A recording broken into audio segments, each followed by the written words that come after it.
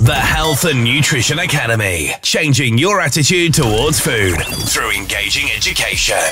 Well, I'm pleased to be joined by Hannah Bailey of Wise Choice Nutrition and the Health and Nutrition Academy. Yes. This is our first and exclusive interview for the Facebook group called True Health and Wellness. For the benefit of our viewers, tell us a little bit more about yourself, Hannah. What do you actually do? I am a real food nutritionist, so I've got a background in public health nutrition and I've been running the business for 4 years now. But most of the work that I do is with people to help improve their health. So particularly key areas are lifestyle diseases, things like type 2 diabetes, heart disease. I don't really venture into the world of cancer because that's quite a... controversial. Yeah, it's quite controversial. And then obviously weight loss, weight management, and just general healthy eating, living advice. So. Over the several months that precede us, or sit in front of us, the intention is to do lots of topical little interviews like this for the Yes. Facebook group. And I want to start with something that's become, over the last 2 years, a hotly debated subject, and that is the subject of sugar. Is it good for you? Is it bad for you? The overwhelming opinion that seems to exist is sugar is really bad for you. So, you're the expert. In layperson's terms, please tell us, if sugar is bad for us, why that is. Sugar is bad for us, unfortunately, for those of you who have got a sweet tooth.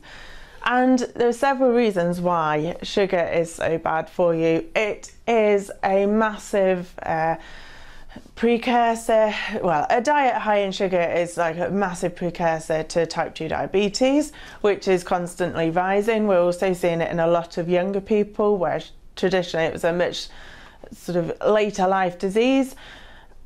And sugar has no nutrition. So we're eating food that has very little nutritional value, and we're gaining calories rapidly because often we eat on the go. We will pick up a chocolate bar, forget that we ate that chocolate bar, and wonder why we're constantly gaining weight. It's predicted a high sugar diet is involved in heart disease potentially now, and they are talking about the role of sugar in cancer.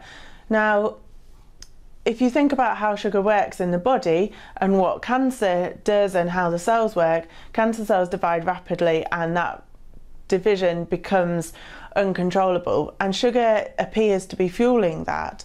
So it's also involved in high cholesterol and high blood pressure as well, which is something that so many people are now suffering with. So unfortunately, sugar isn't as good as we all thought it was. Which brings us on to another subject of juicing. Before we start the camera rolling, we were talking with our friend Dion about juicing. Is it good for you? Is it bad for you? And of course, there's different types of juicing. There's primarily vegetable juicing. Of course, vegetables still have some sugar in. But there's fruit juicing, which has lots of sugar in. Very confusing for the average person. So help us to differentiate, Hannah, between the various types of sugar. Processed sugar versus the natural sugar in some foods, such as fruits. What are the differences? And is any level of sugar intake good for us? Well, the difference is in fruit and some vegetables, that sugar is glucose, and fructose is what is mainly processed. So from that, we've now got high fructose corn syrup, which is added to a lot of processed foods. It's very cheap, and particularly over in the US, because of the taxes and everything else, it's used more and more, which we are copying over in the UK. And I think it's really important to point out that the way glucose and fructose work within the body are two very different things. So when we eat sugar, or when we eat any type of food, our body will release some insulin to break down that food and help our bodies to use it and either store it or use the calories from it. But when we're talking about glucose and fructose, people tend to use the term interchangeably, and what we need to distinguish is that glucose is coming from the fruit, as we've already said, and the body doesn't need to release as much insulin to deal with this because there's fibre coming from the fruit too. Whereas when you're eating fructose, which is processed, it would appear that the body's not so sure what to do with this, and any calories taken in, any sugar taken in, is generally stored as fat rather than being stored as glycogen in the liver. And the glycogen's then used when the body needs a food source of particularly glucose. It's a very complex subject, this, Hannah, is it? It's not as simple as one would think. I don't want to take either of us down a controversial path, so I'm going to ask you this, and I'm happy if you're quite guarded, but would it be fair to say then that food manufacturers are probably putting sugar in whatever form, you know, we talk about corn syrup, into food because they know we as consumers like sweet stuff, even if it's just modellary sweet? That might be a savoury dish that's got some sugar in it. Are they doing it because that helps us like the taste, so that helps us buy it? I'm inclined to say yes. I think it's quite sad how the shape of the food industry has changed, how we now rely on supermarkets, and we as a nation are addicted to sugar. Now, some reports are suggesting that sugar may even be more addictive than cocaine, because cocaine works on one point of the brain, whereas sugar affects the whole of the brain. And food has got so much sugar added to it because we naturally want sweeter foods. And this is probably a good point to bring in about low-fat foods as well. So when fat is removed from a food, sugar is used as a replacement because of the texture and some of the other properties that it has in food manufacturing. So we have been traditionally consuming a lot of low-fat products in the past few years because we've been told that a high-fat diet causes heart disease. And we have now conditioned our bodies to expect sugar at almost every meal and in everything. So if you look at savoury ready meals, a lot of those contain sugar as well. It literally is everywhere. So, burning question, Hannah, I have to confess, I have probably a sugar addiction.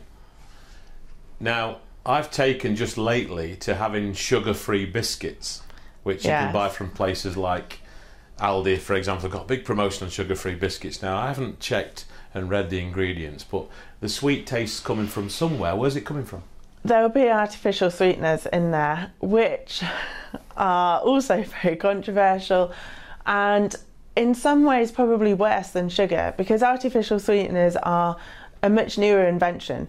So sugar's been around for years and years and years and has been found naturally in foods such as fruit, but now artificial sweeteners are coming in and nobody really knows what the long-term effect is on them.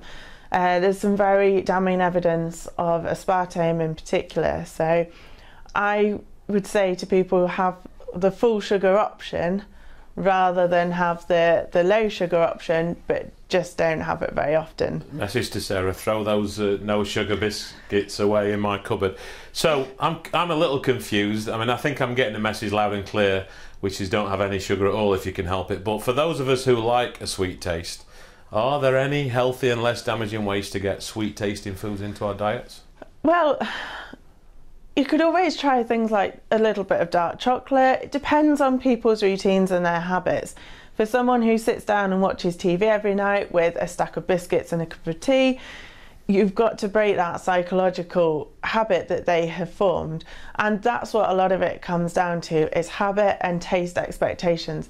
So when people give up sugar completely, if they then go back to it a month or so later, they will find it much harder to consume the amount that they were consuming. But go for the purest forms of food that you can. The closer it is to its real state, the better it's going to be for you. So things like dark chocolate have actually got much higher levels of cocoa in, which is known to be good for you in the right quantities. Yes, and some brands of dark chocolate may have antioxidants in as well, so you can almost claim that dark chocolate is good for you. A glimmer of hope for us sugar addicts. So, as a final message for people watching this short interview, Hannah, what is your concluding and definite message and advice to people surrounding sugar consumption habits? Well, I advise people to work hard to give it up, because it is linked now with so many diseases, and there is so much that we can do to change our lifestyles. And if that means giving up sugar and having, the odd sugary treat once in a while, surely it's got to be worth it.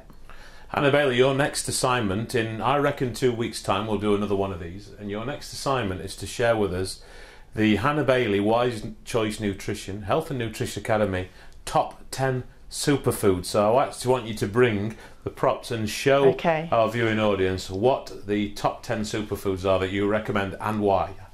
Okay. Do you accept the challenge? I do, yes. Thanks for your time today. Thank you. The Health and Nutrition Academy, changing your attitude towards food through engaging education.